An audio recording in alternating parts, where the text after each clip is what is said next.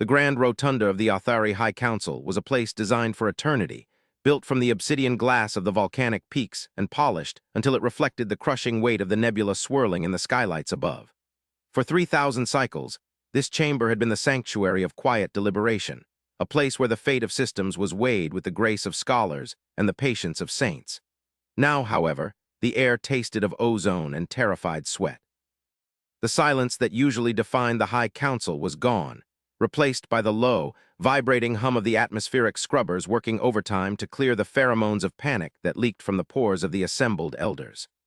High Counselor Vales sat at the apex of the crescent table, his chitinous plating dull with the gray sheen of extreme age and exhaustion. He looked out at the faces of his peers, representatives of the 12 colony worlds, the arch-engineers, the fleet marshals, and saw only the reflection of his own inevitable demise. The holographic projection in the center of the room, usually a majestic display of trade routes and star nurseries, was now a jagged, bleeding map of red warning glyphs. The Vraxian Dominion was no longer a theoretical threat whispered about in the outer rim. They were here, a festering line of conquest that had severed the Athari from the rest of the galaxy. "The transmission array is dead," Marshal Koro said, his voice a grinding rasp of despair. He did not stand. The gravity of the situation seemed to have pinned him to his command chair. "The last buoy at the edge of the Helios Reach went silent 3 standard hours ago. We are blind, Vales, we are deaf, and they are coming." Vales let his primary eyes close for a moment, listening to the heavy breathing of the council. The Vraxian method of warfare was not merely destruction, it was isolation. They swallowed systems whole, jamming communications, destroying faster-than-light comms relays, and creating a bubble of silence before the slaughter began. It was a psychological siege as much as a physical one. They wanted their victims to know with absolute mathematical certainty that no help was coming. They wanted the Athari to understand that they were alone in the uncaring dark of the universe. "Is there no response from the Galactic Concordat?" asked Alara, the keeper of archives. Her voice trembled, her delicate manipulator limbs clutching a data slate as if it were a holy relic. "We sent the Omnis signal. We burned out the hypertransmitters to do it. Surely someone heard. The protocol states that in the event of an extinction-level aggression, all civilized species are bound to respond." A bitter, hacking laugh escaped Marshal Koro's throat. "The protocol," he mocked, the sound echoing harshly off the obsidian walls. "The protocol is a piece of fiction written by soft empires during peacetime. Look at the distance, Alara. The nearest Concordat garrison is 6 sectors away. Even if they heard us, which they didn't because the Vraxian jamming field is absolute, they would not arrive for weeks.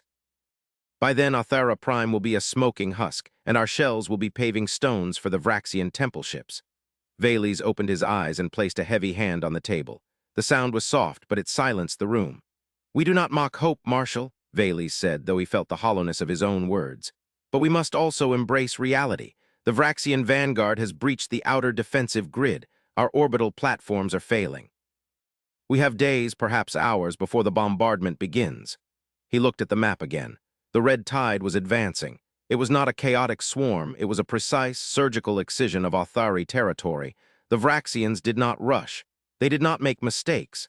They were a civilization dedicated entirely to the efficiency of death. "We should surrender," a voice whispered from the far end of the table. It was young Counselor Treen, his shell still bright with the polish of youth. The room turned to him, but no one shouted him down. The thought had crossed all their minds. "They take slaves, do they not? Slavery is preferable to extinction. Perhaps we can preserve our culture, our history in secret. If we fight, we die. If we submit, we survive." Koro slammed his fist down. "Survive. You call laboring in the nutrient vats of a Vraxian bioship survival. They will strip our minds, Treen. They will genetically lobotomize us until we are nothing but husks capable of turning a wrench or harvesting grain. There is no culture in the Vraxian Dominion. There is only the machine."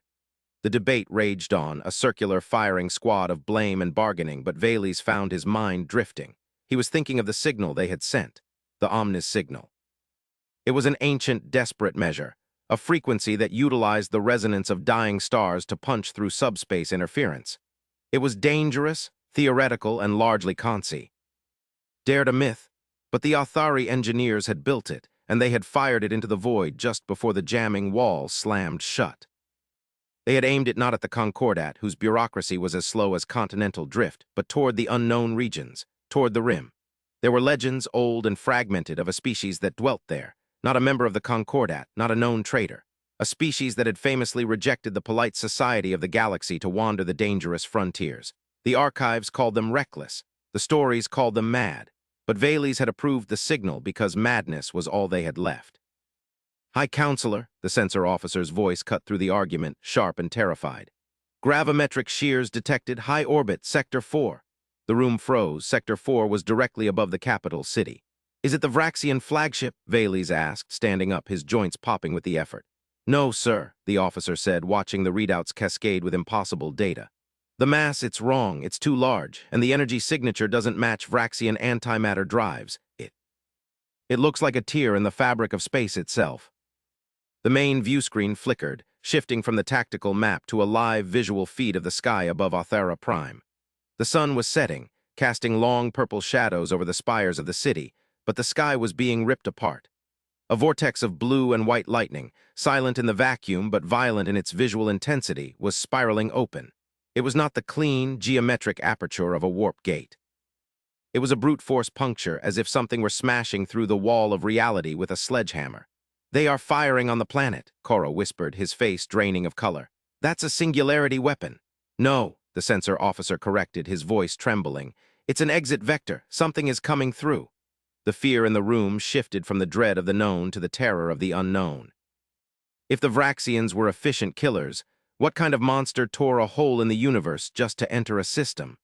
The clouds above the capital parted, pushed away by a shockwave of displacement that shattered windows in the upper spires. From the swirling maw of the vortex, a shape emerged. It was not the sleek, bone-white curves of the Vraxian aesthetic. It was dark, industrial, brutal. A hull of matte gray titanium and carbon composites, scarred by cosmic dust and asteroid impacts. It was blocky, utilitarian, and bristling with antenna arrays that looked like the quills of an angry beast. And it was big. It was impossibly, terrifyingly big. It just kept coming, mile after mile of hull emerging from the rift, casting a shadow that eclipsed the sunset and plunged the council chamber into twilight. By the Maker, Alara breathed. It's a city, it's a flying city. It was a ship, but of a scale the Authari had never conceived. It possessed no elegance, no artistic flair. It was a mountain of metal built for a singular purpose.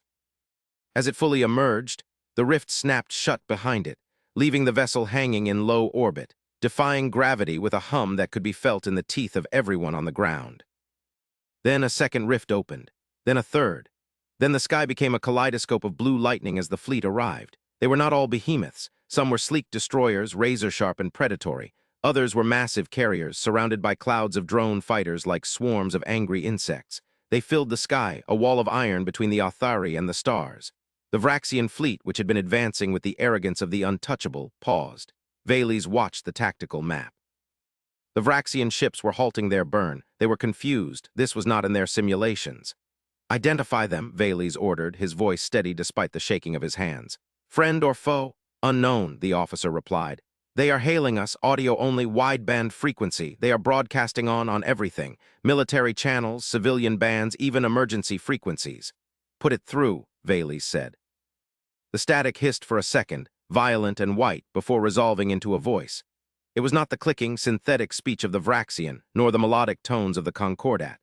It was a voice of gravel and iron, speaking a trade dialect that was old, stripped of pleasantries, and thick with an accent that spoke of high gravity and harsh winters. This is Admiral Vance of the Terran Union Expeditionary Force, the voice boomed, resonating through the chamber's speakers. We received a distress signal designated Omnis Red. Is this the Authari High Council? Vales leaned toward the pickup, his heart hammering against his ribs. This is High Counselor Vales. We did not expect a response. Who are you? There was a pause on the other end, a silence that felt heavy with judgment. We are the ones who answer when no one else will, the voice said. H. Hold your positions, Authari. Keep your shields up. We are assuming control of the orbital defense grid. Assuming control? Coro bristled, his military pride flaring even in the face of annihilation. You cannot just walk into our system and... General, the human voice cut him off, cold and hard as a diamond drill. You have 3 Vraxian dreadnought groups closing on your poles. Your orbital platforms are running on 40% efficiency. You are dead in 12 minutes unless we intervene. Do not argue with the fire brigade while your house is burning. Vance out. The connection cut. The Authari counselors looked at one another in stunned silence. The arrogance, the sheer unadulterated arrogance. Who were these Terrans? The archives mentioned them only as a footnote, a species that had nearly destroyed itself a dozen times before reaching the stars, a species that refused to join the Concordat because they found the bureaucracy stifling. They were considered primitives by the standards of the elder races, primitives who built ships the size of moons. Look, Alara pointed to the screen. The Vraxian fleet had recovered from its surprise. The enemy was not prone to fear. They calculated odds, and they saw a new variable to be eliminated. The Vraxian formation shifted. The leading wedge of their armada, hundreds of needle ships fast and deadly, broke formation and accelerated toward the massive Terran flagship that hovered over the capital. The Vraxians fired first. Beams of coherent antimatter, green and sickly, lashed out across the void. These were weapons that could slice through planetary crusts. The Council flinched, expecting to see the gray human ship vaporized. The beams struck, and nothing happened. There was no explosion, no debris, just a shimmering ripple of gold across the hull of the Terran vessel. Hard light shielding, the sensor officer gasped. That's theoretical physics. We gave up on that technology centuries ago because the power requirements were impossible. They absorbed it, Koro whispered. They didn't even deflect it, they just ate the energy. The Terran response was not immediate. They waited. They let the Vraxian fleet pour fire into them for a full minute, a display of endurance that was more terrifying than any return fire. It was a statement, you cannot hurt us. Then the Terran ship spoke again, not with words but with kinetics. From the flanks of the massive gray hull, railgun batteries, primitive projectile weapons by galactic standards, opened fire. But these were not the chemical cannons of the Authari past. These were magnetic accelerators running the length of the city-sized ship. They fired slugs of tungsten and depleted uranium the size of shuttlecrafts at a fraction of the speed of light. There were no energy beams, no graceful arcs of plasma. Just invisible lines of force that connected the Terran ship to the Vraxian vanguard. The result was catastrophic. The Vraxian ships didn't just explode, they shattered. The kinetic impact overwhelmed their particle shields instantly, smashing through hulls, engines, and reactors. In seconds, the leading edge of the Vraxian armada was reduced to a cloud of expanding dust and spinning debris. It was brutal, ugly, and overwhelmingly effective. They are using solid projectiles, Alara said, horror and fascination warring in her voice. It's barbaric, it's brilliant. The Vraxian shields are modulated for energy weapons. They have no defense against pure mass moving at relativistic speeds. The Vraxian fleet, realizing their error, attempted to scatter. But the Terran fleet was not just the one ship. The destroyers and carriers that had emerged from the rifts now surged forward. They moved with a coordination that suggested a hive mind, but the comms chatter picked up by the Authari sensors revealed something else. It wasn't a hive mind. It was discipline. It was voices calling out targets, warnings, and vectors with a calm, professional detachment that chilled Vales to the bone. They sounded like engineers fixing a problem, not warriors fighting a battle. Dominion forces, a new voice broadcasted, this one female and equally calm. This is the Terran ship Aegis of Sol. You are in violation of sapient rights statutes regarding the aggression against non-combatant civilizations. Power down your weapon systems and prepare for boarding. This is your only warning. The sheer audacity of demanding the Vul, the scourges of the sector, the eaters of worlds, to prepare for boarding was almost comedic. But looking at the burning wreckage of the Vanguard, no one in the High Council was laughing. The Vul did not surrender. They did not know how. The main body of their fleet, the heavy dreadnoughts, turned their primary cannons toward the Terrans. The space battle that ensued was a chaotic swirl of light and shadow, but it quickly became apparent that this was not a skirmish. It was an extermination. The Terrans fought with a mix of high-tech defense and low-tech offense that the Vul algorithms couldn't adapt to. While the battle raged in the high orbit, a shuttle detached from the Terran flagship and descended toward the Council citadel. It was a brick-like craft, heavily armored, dropping through the atmosphere with no regard for aerodynamics, relying entirely on brute thrust. It landed on the private pad of the High Council, crushing the delicate ornamental tiling under its landing struts. Vales stood, straightening his robes. They are coming here, we must receive them. With guards. Koro asked, his hand drifting to his sidearm. Marshal, Vales said wearily. If they wanted us dead, they would have let the Vul finish the job, or they would have dropped one of those tungsten slugs on this building. Stand down. Show them the dignity of the Authari. The airlock of the council chamber cycled. The heavy blast doors slid open. 4 figures walked in. They were bipeds, shorter than the Authari, lacking the natural chitinous armor. They wore suits of matte black combat armor that looked sealed against vacuum, biological agents, and radiation. The helmets were opaque, reflecting the terrified faces of the counselors. The lead figure reached up and hissed a seal release. The helmet came off, revealing a face of pinkish-brown skin, tufts of graying fur on the top of the head, and two forward-facing eyes that scanned the room with predatory intelligence but no malice. It was Admiral Vance. He looked tired. He looked like a man who had not slept in a week, yet his posture was rigid steel. "High Counselor Valles," Vance said, walking to the table. He didn't bow. He extended a hand, a gesture the Authari knew from history books as a human greeting. Valles hesitated, then extended his own manipulator. The human's grip was firm, warm, and dry. "I am Valles. We are in your debt, Admiral. You came when the galaxy turned its back." Vance nodded, releasing the hand and looking at the tactical map.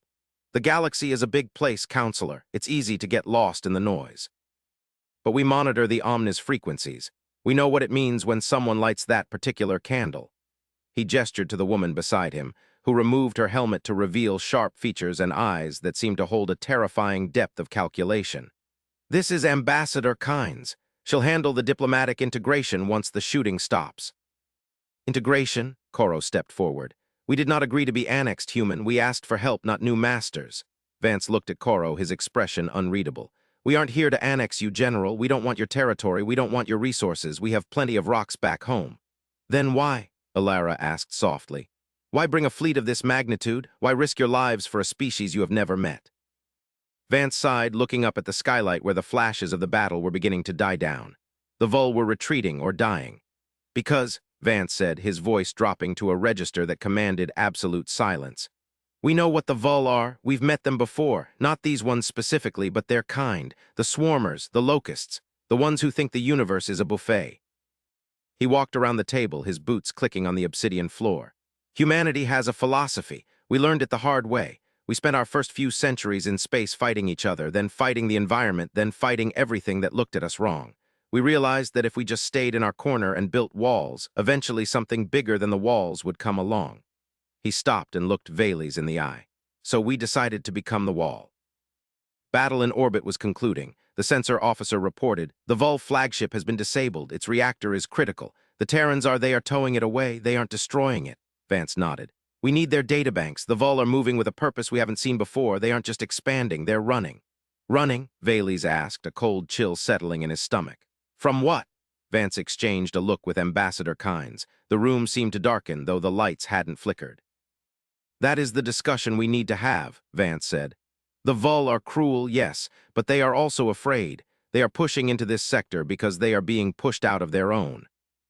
Act 2, the human reveal. The transition from the immediate terror of annihilation to the uneasy peace of occupation, or rather protection, was jarring for the Authari. The humans did not behave like any other galactic power. When the Concordat offered aid, it came with treaties, trade embargoes, and cultural readjustment seminars. The humans just worked. Within hours of the battle's end, massive dropships descended, not with troops but with engineers. They deployed atmospheric scrubbers to clean the fallout from the Vul bombardment. They set up medical field hospitals that utilized nanotechnology far in advance of Authari medicine, healing burns and radiation sickness in minutes. But they remained distant. They didn't ask to visit the temples. They didn't ask for tour of the archives. They stayed in their designated zones, working with a terrifying efficiency. Valles observed them from the balcony of the Citadel. Down in the plaza, human soldiers were distributing ration packs. He watched a human soldier, a towering figure in power armor, kneel down to a terrified Authari child. The soldier didn't speak. The translation matrix was likely still calibrating, but he reached into a pouch and pulled out a small, brightly colored object. A sweet, a toy. The child took it hesitantly. The soldier gave a thumbs up, a gesture Valles assumed was benevolent. It was a small moment, but it shattered the image of the cold, stone-faced killers who had arrived in the sky. "They are an enigma," Alara said, joining him on the balcony. "I have been reviewing the data they shared with us. Their history, Valles, it is a bloodbath. They have fought wars over religion, resources, ideology, and sometimes just out of boredom. They nearly nuked their own cradle world into glass, and yet they are here," Valles finished, "saving us." "I spoke to Ambassador Kynes," Alara continued. "She is intense. She speaks of ethics not as a set of rules, but as a logical necessity. She said something strange. She said, Cruelty is inefficient. Kindness is the only long-term survival strategy for a complex system. Valles chuckled. A mathematician's morality, it fits them. The meeting the next day was held in the war room. The mood was different now. The fear was gone, replaced by a cautious curiosity. The humans had proven their might. Now the Authari wanted to understand their mind. Admiral Vance stood before a holographic star map that encompassed not just the local sector, but a vast swathe of the galaxy, much of it uncharted by Authari cartographers. The Vul, Vance began without preamble, are a biological caste system. They consume, they expand. But for the last 10 cycles, their expansion has been directional, always moving spinward, always away from the galactic core. He zoomed the map out. A large, dark region near the core was highlighted. We call this the dead zone. 10,000 years ago, there were civilizations there. Now there is dust. We know of the dead zone, Koro said. Radiation storms, black hole clusters, it is uninhabitable. It is now, Vance said grimly. But not naturally. We sent probes, long-range stealth runners. We found wreckage, not ancient wreckage, new wreckage. He tapped a key and an image appeared. It was blurry, taken from extreme range, but the shape was distinct. It was a shape that hurt the eyes to look at, a geometric impossibility, a fractal structure that seemed to fold in on itself. It was the size of a solar system. We call them the harvesters, Vance said. They aren't a species. They are a function, a cosmic immune system, maybe, or just a machine gone wrong. They wake up every 50,000 years, sweep the galaxy for civilizations that have reached a certain energy threshold and reset the board. The silence in the room was absolute. This was the context of the human arrival. The Vul weren't conquering for empire, they were fleeing a forest fire. And the humans, you are fighting them, Alara whispered. The harvesters. We are preparing to, Vance corrected. We have been preparing for 3 centuries, ever since we found the ruins on Mars. We knew something was out there, that's why we didn't join the Concordat. They are too slow. They would spend 100 years debating the threat while the harvesters ate their outer colonies. We built the fleet. We built the Aegis. We militarized our entire civilization not to conquer, but to hold the line. And us? Valles asked quietly. Why save us? If the threat is so great, why waste resources on a single dying system? Vance looked at Valles, and for the first time his face softened. The mask of the Admiral slipped, revealing the weary man beneath. Because we can't do it alone. The Vul ran. The Concordat sleeps. If we are going to stop this, we need everyone. We need your engineers, Valles. We've seen your subspace tech. It's elegant. Better than ours. We have the brute force, but you have the finesse. We need the Authari to help us build the cage. The cage? A containment field, Kynes interjected. Theoretical at this point, a way to lock the harvesters in the dead zone, to seal the rift they use to travel, but we can't stabilize the geometry. Your people, your singing crystal technology, our AI simulations suggest it might be the key. Valles sat back, stunned. They weren't just saviors, they were recruiters, but it wasn't a forced conscription. It was an invitation to the most dangerous alliance in history. If we refuse. Koro asked. Then we leave, Vance said simply. We W. It'll leave you a localized defense grid enough to hold off the Vul stragglers, and we will move on to the next system. We won't force you to die for our war, but know this, if we lose, the Vul will be the least of your problems. When the harvesters come, they don't take slaves. They turn stars off. The philosophical weight of the moment hung heavy. The Authari had spent the last week fearing extinction. Now they were being offered a chance to fight for the survival of all things. It was a terrified leap from victim to guardian. Valles looked at his hands. He was old. His people were tired, but looking at the human admiral, he saw a mirror. The humans were tired too. They were carrying the weight of the galaxy on their shoulders, and they were asking for help to share the load. Act 3, Unity and the larger twist. The alliance was formed not with a signature on parchment, but with the transfer of data. The Authari engineers, led by Alara, boarded the Aegis of Sol. The cultural shock was immediate. The human ship was a hive of activity, a chaotic blend of military discipline and scientific freneticism. The Authari saw humans arguing passionately about equations, sleeping under their consoles, eating synthetic paste while calibrating weapon systems. It was messy, loud, and undeniably alive. Alara found herself working alongside a human physicist named Dr. Aris. Your crystal matrices, Aris said, gesturing to the holographic display of the Authari tech. They resonate with the background radiation. It's brilliant. We've been trying to force the energy into shape with magnetic fields. You just ask the energy to sit down. We listen to the stone, Alara said, a hint of pride in her voice. We do not force nature, we guide it. That, Aris smiled, is exactly what we were missing. We're good at the hammer, you're good at the needle. Weeks passed. The Vol made one more attempt to breach the system, a desperate push by a starving fleet. This time they didn't face just the humans. They faced Authari frigates outfitted with Terran kinetic shielding. They faced a unified front. The battle was short. The Authari crews, bolstered by the presence of the massive Terran dreadnoughts, fought with a newfound ferocity. They were no longer prey. They were part of the pack. But the true test was yet to come. The long-range sensors of the Aegis picked up a signal from the edge of the dead zone. A ripple, a harvester scout. It was moving toward the Helios Reach, the corridor of space that led directly to the Authari sector. Vance summoned the council. "It's starting," he said. "The Vol movement triggered them. They know there's active biomass here. The scout is coming." "One ship?" Koro asked. "One entity," Vance corrected. "It's hard to explain. You have to see it." The fleet moved to intercept. The Authari High Council insisted on being present on the bridge of the Aegis. They wanted to see the threat they had signed up to fight. When they arrived at the intercept point, deep in the interstellar void, the stars seemed to dim. The Harvester scout arrived not through a wormhole, but by folding space until it simply was there. It was a geometric nightmare, a floating monolith of shifting black fractals absorbing all light. It was the size of a moon, yet it moved with the fluidity of water. "Open fire," Vance ordered. "Full spread, kinetic and energy, everything." The Terran fleet unleashed hell. A storm of tungsten, nukes, and laser fire struck the monolith.